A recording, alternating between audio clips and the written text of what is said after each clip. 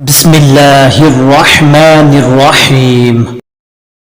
اللہ کے نام سے شروع جو بڑا مہربان نہایت رحم والا ہے۔ آج ہم اس ویڈیو میں مسجد اقصی کی تعمیر کے متعلق جانیں گے۔ ناظرین، حضرت سلیمان علیہ السلام کے والد حضرت داؤد علیہ السلام کے دور حکومت میں مسجد اقصی کی تعمیر شروع ہوئی۔ حضرت داؤد علیہ السلام چاہتے تھے کہ اس مرکز پر ایک ایسی عالیشان عبادت گاہ تعمیر کی جائے جو مسلمانوں کے لیے مقدس ترین اہمیت کی حامل ہو، لیکن حضرت داؤد علیہ السلام اپنی اس خواہش کو اپنے ہاتھوں پورا نہ کر سکے اور بیت المقدس کی دیواریں قد آدم تک بلند کر کے چھوڑ دی تھیں۔ چنانچہ مسجد اقصی کی تعمیر حضرت سلیمان علیہ السلام کے دور میں ہی مکمل ہوئی۔ آپ نے اپنی تخت نشینی کے 2.5 سال بعد یروشلم میں اس مقدس عمارت کی تعمیر شروع کی جو مسلمانوں کا قبلہ اول تھی۔ حضرت سلیمان علیہ السلام نے انسانوں اور جنوں کو عمارت جلد سے جلد بنانے کا حکم دیا، چنانچہ 1 لاکھ سنگ تراش اس کی تعمیر میں لگ گئے۔ 30,000 افراد پہاڑوں سے پتھر تراشتے، 70,000 ہاتھی اور اونٹ ان پتھروں کو اٹھا کر لاتے، جبکہ دیو اور جنات کانوں سے لال یاقوت، فیروزہ، زبرجد، سونا اور چاندی وغیرہ لاتے۔ اس مسجد کی لمبائی 784 گز اور چوڑائی 455 گز تھی۔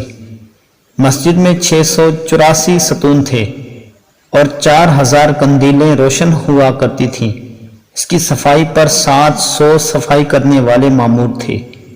مسجد کے صحن میں ایک 8 پہلو مقام قبیۃ الصغریٰ کے نام سے ہے، جس میں حضور نبی اکرم صلی اللہ علیہ وآلہ وسلم کے نقش قدم ظاہر ہیں۔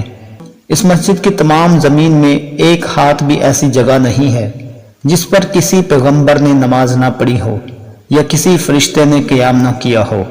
جب حضرت سلیمان علیہ السلام کی وفات کا وقت قریب آیا تو مسجد کی تعمیر مکمل نہیں ہوئی تھی، چنانچہ حضرت سلیمان علیہ السلام نے اللہ کے حضور عرض کی، یا باری تعالیٰ، اس وقت بیت المقدس کی تعمیر مکمل نہیں ہوئی، میرے انتقال کو جنات سے پوشیدہ رکھا جائے تاکہ بیت المقدس کی تعمیر مکمل ہو سکے۔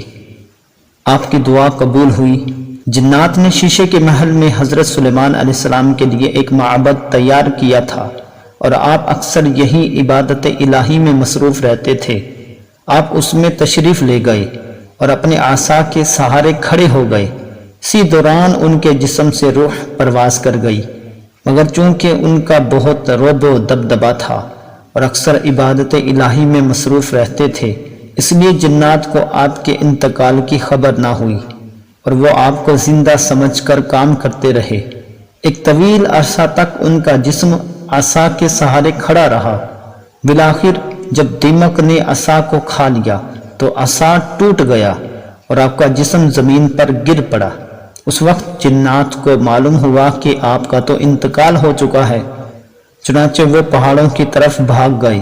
حکم الہی سے ہوا تخت سلیمانی کو اڑا کر لے گئی، لیکن اس وقت تک بیت المقدس کی تعمیر مکمل ہو چکی تھی، چنانچہ حضرت سلیمان علیہ السلام کو بیت المقدس میں ہی دفن کیا گیا۔